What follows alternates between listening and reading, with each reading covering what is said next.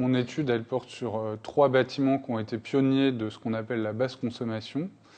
Et donc j'ai essayé de regarder à travers une enquête sociologique les pratiques des occupants, la manière dont ils se sont appropriés ces bâtiments. Quand on a conçu ces bâtiments très performants, on était vraiment convaincus qu'on apportait des solutions. Et finalement, donc, la technique venait apporter effectivement des solutions. Mais finalement, on s'est aperçu que ceux pour qui on les faisait n'étaient pas forcément ceux qui les comprenaient.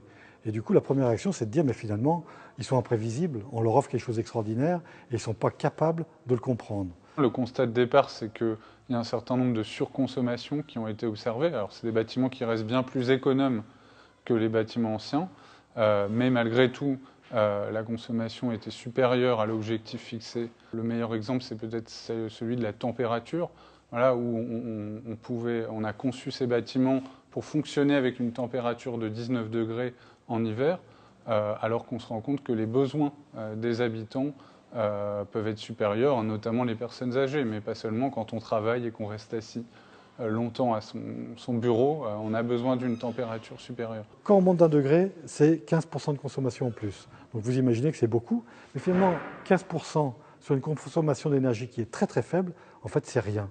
Donc mieux vaut monter en température pour être bien et aller sur des choses comme travailler sur la performance des ordinateurs. Donc il y a un groupe qui a travaillé sur les ordinateurs pour savoir quel système il fallait adopter.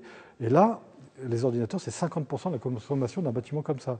Donc ça veut dire que mieux vaut aller sur 50% pour trouver des économies que sur les 6% du chauffage, qui est finalement rien du tout. Ce qu'on voit, c'est que dans les bâtiments basse consommation, il y a une problématique qui est celle du confort d'été, c'est-à-dire éviter la surchauffe. C'est des bâtiments très isolés et donc dès qu'on a du soleil qui rentre, la température monte vite.